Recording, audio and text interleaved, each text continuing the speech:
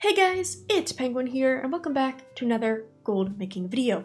In today's video, we are doing something slightly different. I've had the amazing opportunity to sit down with a very successful Dragonflight gold maker who has made primarily all of his gold through crafting orders. We talked about how much gold he's actively making through crafting orders, how much time investment and cost, the best items and best professions for crafting orders, even current issues and criticisms for crafting orders, and so much more. So to any of you, if you're like myself who really hasn't dove into crafting orders at all, hopefully you can take something away from this video. You might decide that crafting orders is an avenue you want to go down, or maybe it's not going to be for you. But either way, everybody, I hope you guys really enjoy this. This was a great opportunity to talk to Seksi. Not only is he a gold maker, but he also is very active in the classic community. He is currently the profession writer for Icy Veins, as well as the classic Resto Shaman writer for Wowhead. So he's definitely involved in the community. I will have his information in the description, so feel free to send him some support. Now, as always, I will say this is a very long video, so feel free to listen to it podcast style. The only thing that I will say is that sometimes some screenshots of sales and other items might show up on screen, but besides that, you should be perfectly fine to, minimize us on a second screen. Maybe listen to us as you're working, or maybe you're driving in your car, whatever you want to do, but I highly encourage you to listen to this full interview, and I hope you guys enjoy. Well, hello everyone. We are officially now in the interview, and I will quickly let Seksi introduce himself. Hello, I'm Seksi, the Icy Veins profession guide writer, and I've been gold making for a very long time, since vanilla, but mostly the biggest gold came with mission tables in Warlords, and since then I've just been leveling my gold making. And nowadays I do most of it in retail with crafting orders, which I think are very misunderstood, so happy to showcase and explain more to people about it on this talk. Yeah, thank you so much for joining us. And I know you kind of just mentioned it, but in your own words, how would you describe what you do to make gold? So crafting orders are a new system in Dragonflight. Essentially, we used to just create gear and post it on the auction house where anyone could come and buy it. But with Dragonflight, Blizzard changed things for the very best gear. And while you can get better gear than you could ever before, it is bind on pickup. So in order to actually get it, you need to gather some materials from your own work, like that proof that you deserve that kind of gear, you've been on the continent before, and also have a trusted crafter that has a lot of recipes, skills, and everything needed to max that gear out, because as any WoW player knows, if it's not maxed, it's trash, right? Yeah. There's also tier 3 gear that Blizzard recently launched, which has the perk of not requiring as much like crafting skill, but more about time, patience, and having the gear yourself. So maybe we'll see new types of crafting gear in the future as well. It'll be interesting to see what they do with next expansion. Yeah. So with crafting orders, how much gold have you made from them? And how much time do you think you put into crafting orders? Okay, so crafting orders, one of the good things for me, although the community sometimes does not agree, is that there's a huge time sink in order to get the skill up. Since if you are doing it with just base skill, as is most of Dragonflight profession crafts anyway, with a new quality system, it's just gonna come out trash and no one's gonna want your crafts anyway. So essentially, I put about 6 to 8 months to max all the professions, although I could start doing useful gear on some specific slots, since you can decide what to unlock first, on my first month already. And after that, I've just been expanding to other slots in order to be able to do more and more gear for my customers. Other than that, I would say that I could check my TSM graph, but I made about 26 million gold in 3 months, on season 2, because on season 1 I was still just getting everything up and not really like participating much on trade chat, which limits your gold a lot, right? Since the public orders are limited. And the main thing about making gold with this is getting like steady customers, because if you're just relying on public orders, you're gonna get capped really fast. And if you are relying on trade chat spam, it's very easy to get swamped by other people and get discouraged very quickly. Okay, awesome. So yes, you've definitely made a significant amount of gold. I guess a lot of people, you say crafting orders and people think about spamming trade chat or, spamming whispering people, and they tend to kind of stay away from crafting orders without even trying it. So what made you choose this method of gold making compared to the traditional auction house selling or, old world transmog selling, basically anything else? Okay, so when Dragonflight came out, I was in the mood to try out different and new stuff. For example, I rerolled my main to an evoker, and I was very specifically trying to do new stuff, which was the main reason why I went into crafting orders. But quickly started to realize that while the barrier to entry was really high, that could also mean that the people that actually could do these crafts would not be very many, which meant low competition. And one thing that's still true on crafted gear is that it's realm only. So you can actually become the known person on the realm.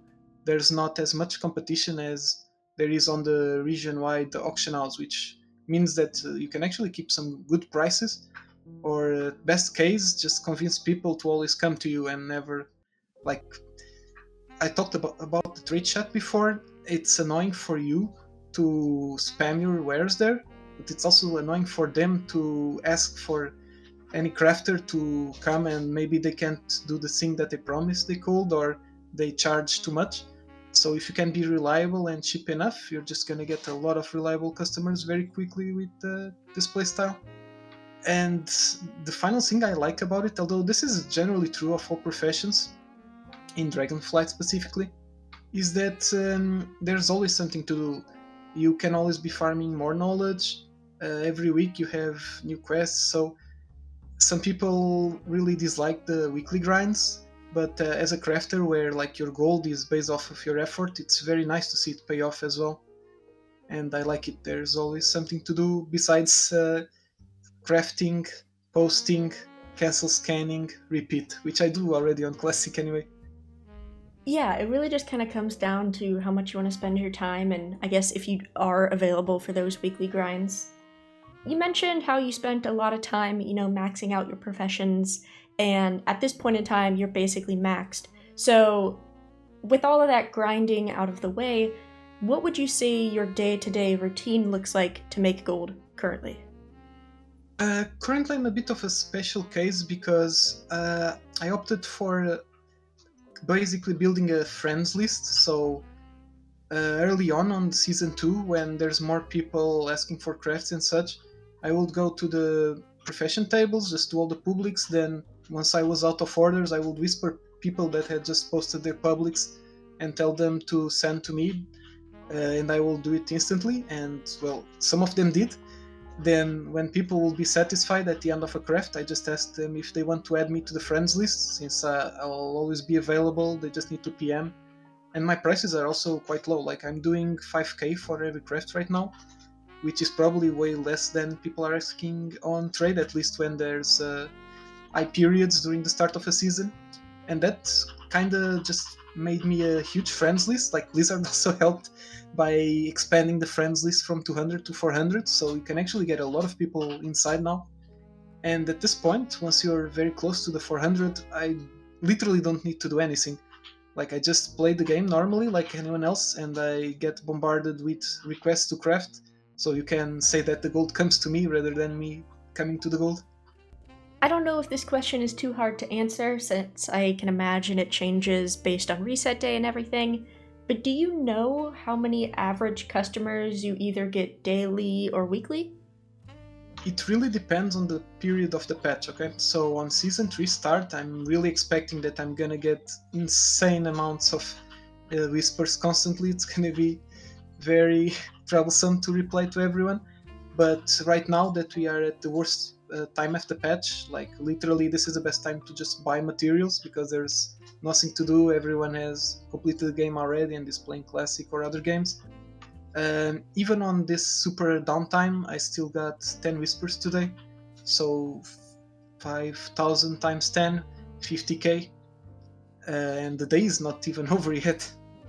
Yeah, that is great. I mean, I guess nowadays you have to do like 7 days of that to make a WoW token, but 7 days out of 30 for a month, that's not bad at all.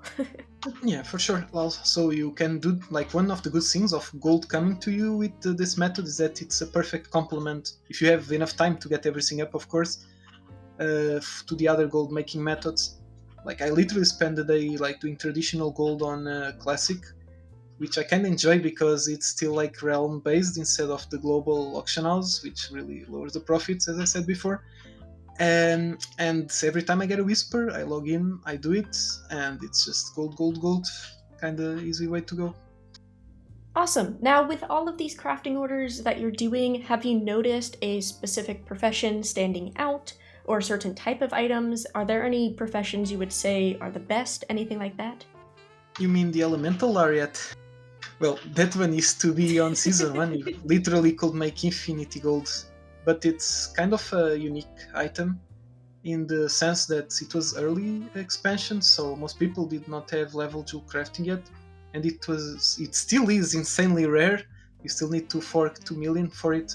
And of course, by far the most important thing on crafting orders is that you are able to do items that everyone wants. Okay, so that completely depends on Blizzard balance of the patch. They recently nerfed embellishments, for example, but if you have the recipe that is like flavor of the month, as the Lariat was on season 1, you're just gonna make infinity gold, while some recipes have literally 0 customers. Can recall quite a few, unfortunately. Those are only good for the first skill point bonus, like Shadow Flame Wreath and such, or the Hood of Surging Time. It's kind of the opposite of Lariat. Then the final factor is there's some special items that are really expensive to make and even recraft, like the adaptive Dracotist bracers from leatherworking, since they take both a Dracotist and the obsidian cobra scale, which is also very rare and expensive item, for each recraft. So by being able to do those, you can usually sell your metal to guarantee for a really nice profit as well. So overall, first you need to be using a crafting order profession, right? So the best one I would say is jewel crafting, since it has the most generic gear, with the rings, trinkets, and idols. Then leatherworking, where you can make both mail and leather, which covers almost all of the gear slots for the most played classes as well. Then blacksmithing, which makes the weapons, so it's very good first week when everyone is crafting a weapon, and also makes plate later on. Although one problem with blacksmithing is it requires crazy amount of talent points. Like it's the only profession I'm not maxed yet, because I think it's like I didn't exactly count, but I'm sure it has by far the most talent points on every profession. And finally, like you can still make some cloth with tailoring, staves, dark moon trinkets with inscription, and guns, tinker sockets with engineering, and ones with enchanting. But all of those are less priority than the big ones: jewel crafting, leatherworking, blacksmithing. Also, don't forget the new legendary. You're gonna want to have leatherworking, like according to the Wowhead data mine at least, it's gonna be leatherworking, inscription, and enchanting.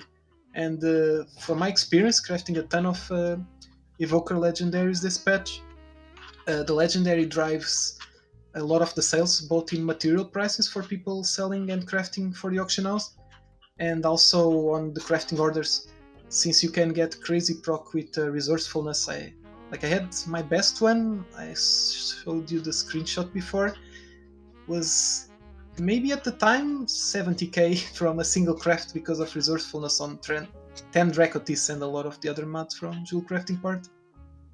Okay, so let's say somebody is you know, starting out from scratch, or maybe they focused on like reagent sort of crafting and just hasn't really put anything into armor, weapons, jewelry, you know, all the classic crafting order stuff. Do you still recommend them to start even though they're technically behind? And what sort of investment would you prioritize?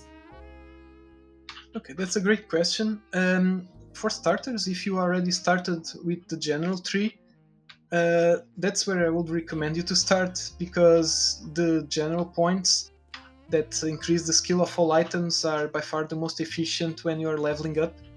And I usually will recommend everyone, like whether you want to do crafting orders or consumables or anything, to put those generic points first. After that, it really depends on what you want to be doing. So, for example, one thing that is always useful is to make gear for yourself, right? Um, so imagine like you're an evoker, maybe you would want to, well, before the legendary anyway, to be good at staves. So you could go with inscription and just learn how to do really good staves, and then you will be able to sort yourself out and start selling it, getting a little extra profit from there by like avoiding having to buy from other people. Other than that, it's actually not hard to learn how to do the best gear. Why? Because most of the very best stuff you'll need inscription. I mean, you'll need inspiration, an inspiration proc regardless. Which means that you can, for example, on blacksmith, which I just said they required a ton of points. You can just put all the points on the first armor node and the second armor node, and that will actually be enough to max anything in the game, especially if you are using the special epic hammer and the optional reagent that increases skill when you get inspiration. So generally, the important thing is to first like put enough points in to unlock the crafts that you want. Otherwise, you can't even start doing them, right? And after that, you want to put just enough points, and preferably to the generic nodes, that you can max that with inspiration proc. After you're done with inspiration proc, then you can max out all the nodes, but generally you're gonna find that the only thing that does is put the maximum craft within range if they use rank 3 materials and you use the metal item, the insightful. That can be useful in some items like the Dracoti Storm Guards that I talked about before, but for most items, like the materials are just so cheap that it's better to just roll inspiration over and over at like 41-43% when max for most professions. It's just cheaper than using your metal, since you can, as you said on your videos before, and rightly so, use it to guarantee like rank 3 toxic patches and such, and make more gold from that than to max it on the crafters, the crafting orders. Sweet. So going into, I know you just mentioned inspiration, and I've known you've talked about like resourcefulness and stuff. How would you prioritize filling out your skills as well as your stats and your tools? Okay, so crafting skills. This is a mistake. Like at least I perceive it as a mistake that I did it myself, and I think most people will try to go for like making the best craft as soon as possible. Especially if you're following that rule I said, that you should try to craft your own gear first. That's a good way to start. And so the temptation is to go for inspiration first. But I would like advise people to get resourcefulness first. And the reasoning is that even if you are quickly max on inspiration, and remember that the blue tools and the epic tools take a ton of metal to craft. So if you're like a new crafter, like completely new character, you're gonna be running low on metal and having some struggles to craft your initial tools, unless you use a trick that I'll explain in a bit. But basically, by prioritizing resourcefulness first, you get the most bang from your buck while you are leveling. Essentially, when you're doing like using your own sparks to level up, like from 50 to 100 right now, where like the normal items, consumables and such no longer give skill or are super expensive in the case of enchanting. And also for the public orders, this is I mean, we are here for the gold, right? So while you could theoretically maximize the chances of the person that put the public order to get the item, maxing out resourcefulness is going to max your personal benefit and make it more worth while you are leveling up. And once you are done with resourcefulness, I will advise to max inspiration so that you can hit those 447 and the highest rank crafts. And once you are done with that, I would actually advise to go back to resourcefulness again. Why?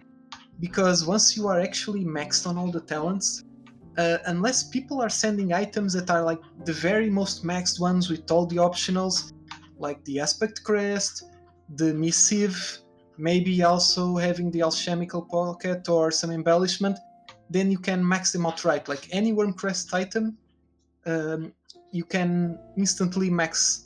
Any 424 or baseline item of any sort, you can max it. And if you can already max an item, then inspiration is useless, and again, you should just be using resourcefulness gear to get some materials back. Also, the legendary items is always resourcefulness, so you can never like get any value out of inspiration for those, and usually they don't take a lot of skill to get. You just need to learn it from the crafter. Also, crafting speed and multi-craft obviously have zero use here. I guess you can argue that multi-craft can help a bit if you are getting materials and making some crafts where people pay you more, but you need to provide all the materials. Like, I always take those. It's actually very nice because they usually overpay, so it's very worth, because they are paying for convenience as well, right? Now, finally, for the trick that I was talking about earlier, if you are starting a new character, you have 0 metal, but you still want to get the blue profession items, what I recommend is that you make a public order for them, put in all the materials, but no metal. Make it like a decent tip, 2k gold or more, and almost always it's gonna get made by people that like have too much metal and they don't really like, they can't be arsed to be professional crafters, right? So they're just gonna make it, and the risk here is that you don't get a maximum level item, but once you get the item, it's just 5 metal to recraft, right?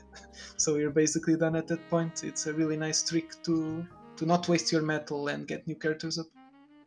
Yeah, I will admit I've done that myself a few times, so I can be a person to say that does in fact work. Yeah, it's great, because some people have way too much metal while others can't get enough.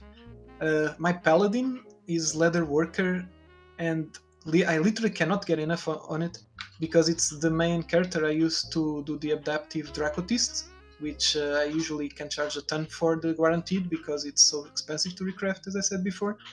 And also the toxic patches are probably the thing I gained the most gold on, other than crafting orders this expansion. Like, breaking down the insightful and using it to guarantee rank 3 is insanely profitable.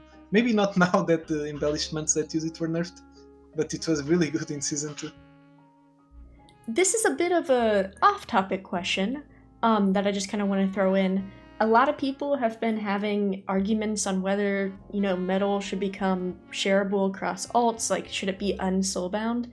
Do you think that would be helpful, or do you think you actually like the fact that it's soulbound? What's your thoughts?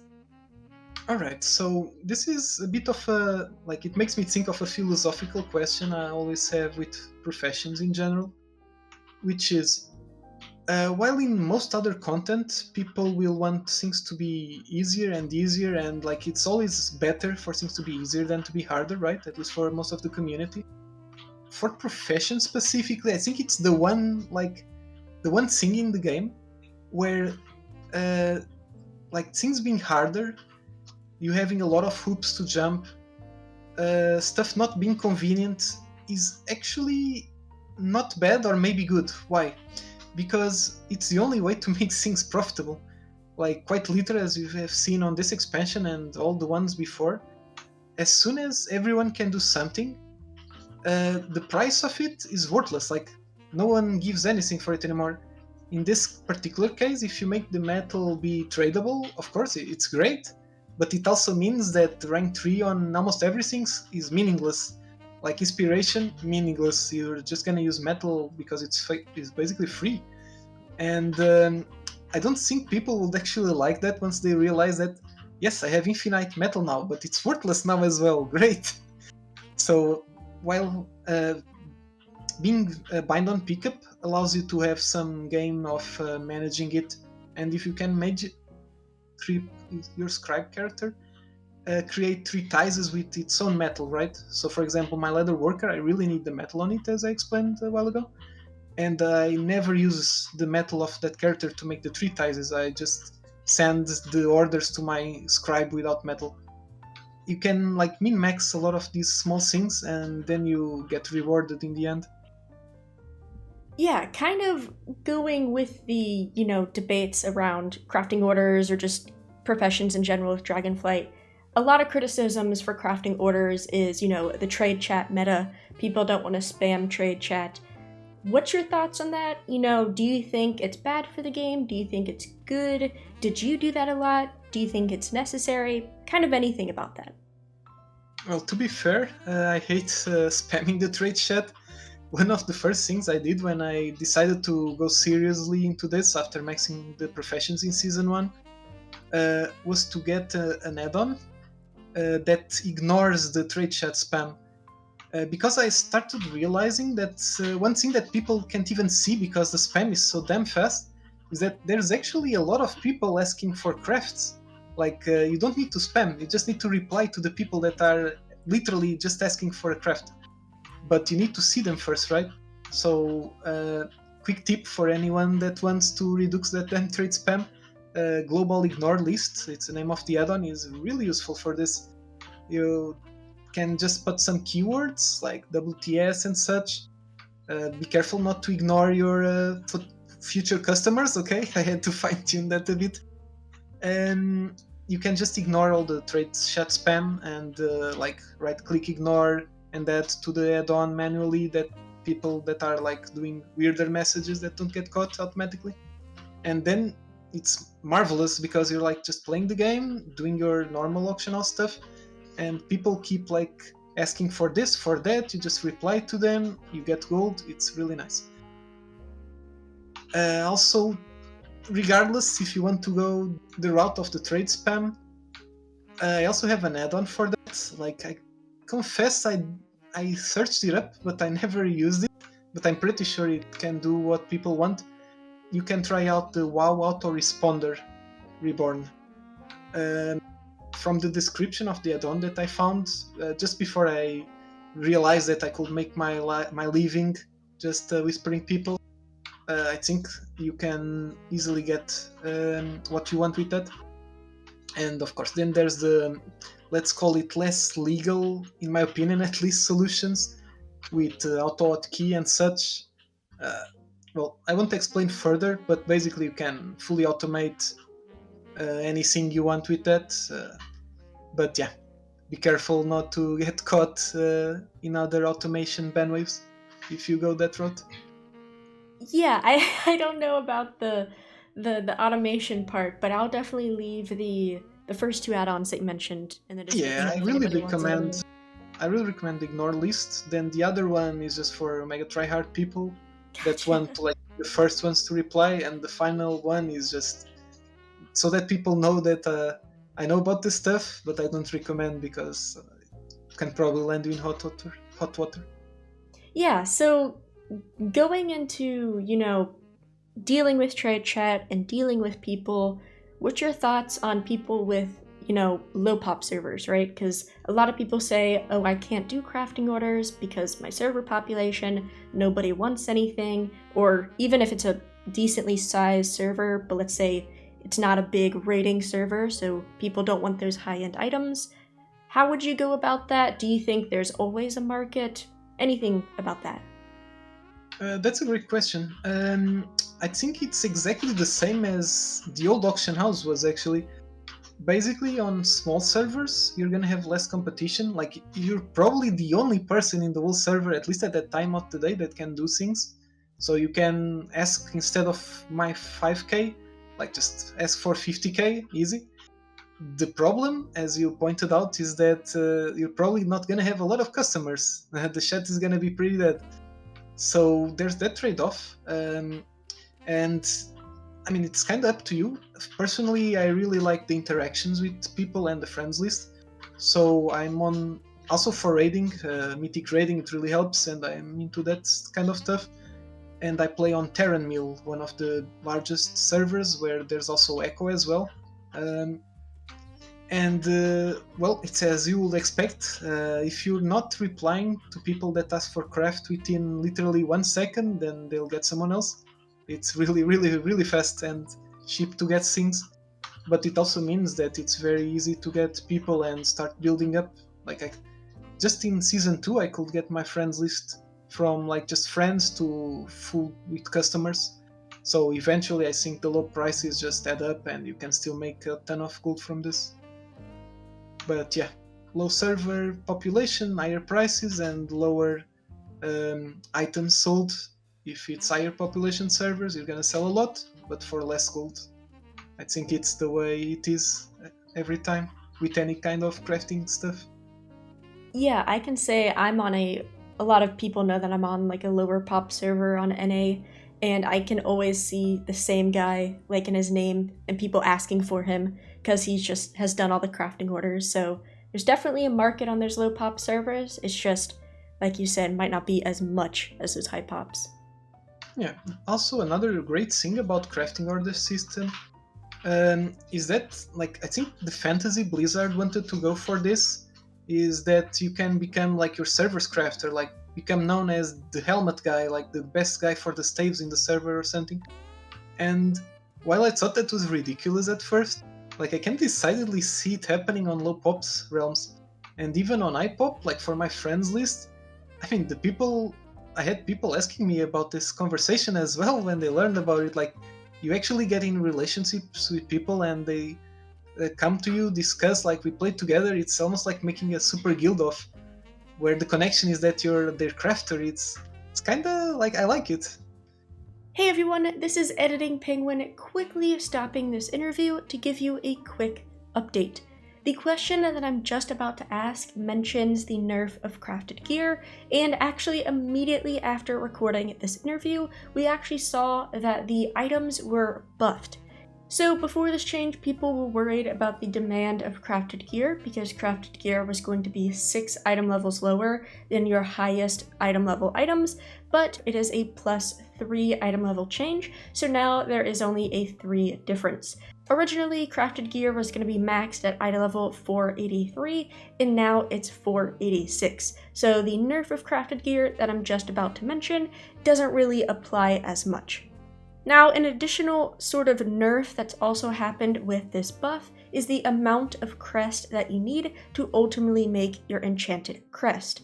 Now, on paper, this looks kind of bad. Originally, you needed only 45 aspects, and now you need 60 in order to make yourself an enchanted aspects crest, but this new number 60 is actually equivalent to live servers right now. So originally, they were actually nerfed compared to live servers, but 60 makes a lot more sense. So crafted gear has been buffed up 3 item levels, but now crests are slightly harder to get. So I quickly just wanted to mention that right here, but enjoy the rest of the interview. If you've made it this far, let me know, and I hope you enjoy.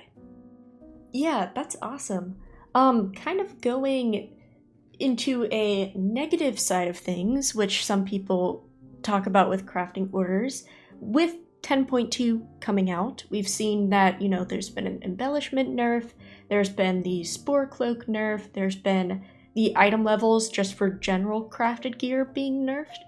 What do you think about that? Do you think it's truly going to affect crafting orders? Do you think it will be okay? Or just any general downsides to crafting orders that you see?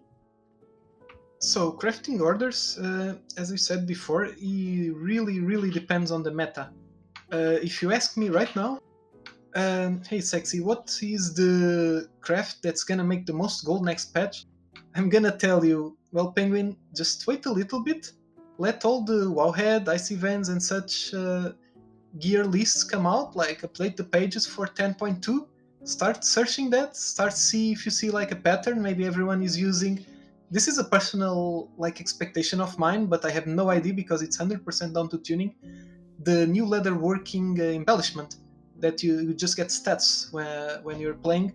I think that has a lot of potential because usually stats are pretty good, but if Blizzard tunes it so that it never procs or the stats are like 10 stats, then it's useless, right? So it's 100% down to tuning and balance. What I really recommend, and I'm gonna do it myself, is like just really research your stuff 1 or 2 days before the patch comes out. See what everyone is recommending. See what the most popular classes are. Like what class is doing the most damage. Like is augmentation still all the rage, right? What are they using? And you can bet on that because that's obviously what's gonna have the most people coming after and the most rarity. Then a second factor is the like the expensiveness of the materials. Like I've talked a bit about the adaptive Dracotis arm guards. Why is it such a special item? It's because it's like 10 times as expensive, especially while the materials were insanely expensive, Dracotis and Cobra Scale early on. And the good thing about being able to do expensive stuff, like it still needs to be used by people, okay? Don't go get the most expensive stuff that no one uses. But if you can choose, go for the expensive items, because then you can get insane value from resourcefulness and essentially get rich twice as quick if you are doing expensive items compared to cheap ones. Because there's two factors here for making gold, right? As a crafting orders dude. There's the commission, and that just depends on your customers. Like low pop, maybe you can charge more. And the materials itself, like getting a proc on a legendary, you can get like 70k back. Getting a proc on, say, a tailoring cloak, not the undulating because glow spores are nice, but the normal ones, like even if you get the most insane resourcefulness proc ever, you're gonna get like 5 gold. So that's also a big factor. So would you say that you're not really worried about the 10.2 changes? No, not at all. In fact, I think them nerfing the old crafts is just gonna open space for the new ones. For instance, like this is not crafting order related, but early on the patch for the Cobra Scale specifically, like I already said that I'm a main evoker right now, and as a healer I use the adaptive Dracotist, so I had to get it very early, while the Cobra Scales were over 100k each, and no one knew how to get those damn things, so I researched. Like we found the lava lake on Zara Lake. Basically, you need to use the elusive bait from skinning there with the right talents to summon the Cobra and get like 33% or something drop rate. And it was very nice profit as well. Like by learning how to do it for myself, I could just make some characters, like level them just for that, and I've been farming them for a very long while.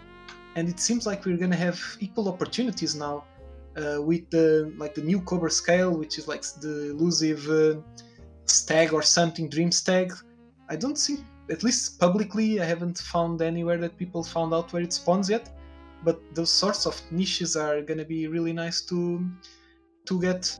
And then once you have those materials down, you can start making crafting orders with them and just getting even more profit, because I'm pretty sure the initial price of that is gonna be crazy. So any craft that uses that is going to have a ton of resourcefulness value.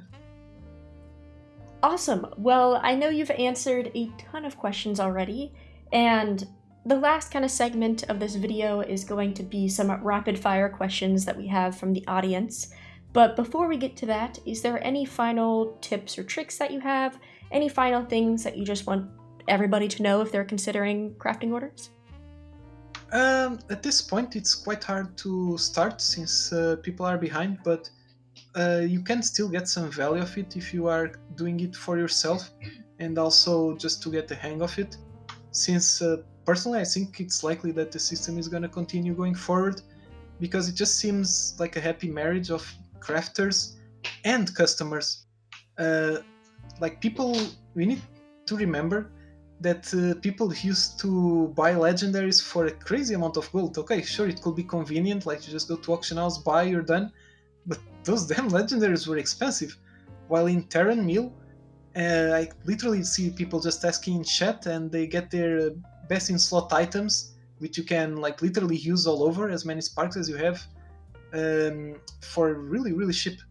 So while some people complain, usually the people that are trying to get into the business but they do not have enough scale to make it worthwhile, it can be both great on the customer side, since the prices can be so low for best in slot gear, and on the end side, the top end side, when you have a ton of regular customers and you're just literally having gold come to you constantly. So as anything in the game, and gold making in particular, like if you are going into it, just go all the way. Like don't just do a bit of it, because then you're probably gonna have all the effort and none of the reward. Alright, so for these rapid fire questions, we have one from Slain Twice, who asks, are crafting orders worth it if you can't sit down advertising or you can't sit in game for a long period of time? Yes, what you need to do is that when you enter, you want to have the ignore list up, as I explained before, and while you are doing other gold making stuff or watching a video, I mean, it can't be a video because you need to be watching the game, while listening to something in the background, check the trade chat.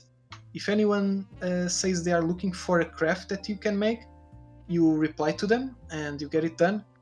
And also, if you are just starting, then do that for a little bit, like just to get a hang of what is popular. Usually is going to be crests, and then you know what to level up. So TLDR, if you are starting now, I will go enchanting for the crests specifically. Awesome. Now, what about your thoughts on crafting orders going into 11.0? So going into next expansion, do you think that crafting orders are still going to exist? Yes, I hope so, otherwise I'm out of a job. But essentially, I think there's like Blizzard struck gold with the system, and it's maybe not in the exact form it is right now, because the trade chat thing, for example, is quite annoying, and I think we could benefit from like a public poster where we can list our crafts, and then maybe someone can go there and search, and they'll see like your name, or probably not your name, because then the same people will always get the craft, so maybe a random name that can do that craft. And anyway, other than the ever present problem of matching a crafter to a person that wants things to get crafted, the system is pretty good. Like you could never make as good gear as now, as easily as now, and by limiting and making the power be on the crafters and the bind on pickup materials, Blizzard could really open up the doors to crafted gear to be way more common. Like remember that in Classic and the old times we could literally only use one legendary, then maybe by the end of the expansion 2 legendaries, and the only like crafted gear worthwhile was for new alts. So we've come a long way, and I think it's really nice that it is so. Alright, this one might be hard to answer, and if you can't give an answer, that's completely okay. But a few people have asked about, the best-selling item, something like that. So if you could choose one item, what would you recommend for people to pick up for 10.2? So, that's a tough one because it really depends on the meta at the time. So I always recommend people to check the meta. Right now, for the current state of the game, I would say the adaptive Dracotist arm guards are very nice. They are super expensive, very hard to get to because you want to be able to max them with Mettle, and for that you actually need like to have the full talents. You can't just half bake it, because then you'll need inspiration and it's very expensive to recraft. Any item like that, it's gonna be very good because it's a relatively popular item, but when you can make one, the gold value from resourcefulness and the guaranteed value if people don't want to recraft is very nice. So look for items like that. I think the new patch, although that's not a bind on pickup item, but the new patch that gives stats uses very crazy items if I recall, so keep an eye out for that one. Awesome. Alright, the final question that I have for you is a lot of people are feeling a bit discouraged just with Dragonflight, the traditional gold making methods with the new auction house and the new crafting orders, a lot of people feel lost with what they're going to be doing, and some people feel like it's way harder to make gold now than it was. What would your recommendations be for them? Is there any encouragement that you have? Yes, make many alts, do gold world quests, and invest into transmuting Dracotist. That's probably the very best way to like cheaply and mindlessly do gold right now. I'm doing it myself, and it's like quite good. Like, it's not on the scale of the crafting orders, but I invested a very small fraction of time into it, and it just scales with the characters you have. So that's probably the very best gold making way right now, at least for people that just want to log in and be done very quickly like me. Awesome. Well, Seksi, thank you so much for spending this practically an hour with me talking about crafting orders. A lot of people ask me questions about crafting orders, and most of the time I have to say, to be honest, I have no idea, just because I never do them. So I think a lot of people are going to be very, very happy about this interview, but thank you so much for spending this time. Thanks for the invite. And yeah, everybody, this is Editing Penguin yet again, and I really just want to say thank you guys so much if you've made it this far. I know this video was very long, but I hope it was very valuable. As somebody who doesn't really mess with crafting orders, you know, it's very hard for me to actually give advice for them. So if you guys have been interested in crafting orders, or maybe you just wanted to make sure that you knew you didn't want to do them, hopefully this could solidify your decision either way. As always, everybody, if you have additional questions, I will reach out to Seksi again, so feel free to leave them in the comments down below. We hope to do a little bit of a update in 10.2 to give you guys a little bit more information, so let me know how you guys enjoyed this, let me know if you want to see more types of interviews, and all of that. And of course, if you enjoyed this, leaving a like or subscribing would be amazing. It truly, truly helps. And as always, everybody, have a good day.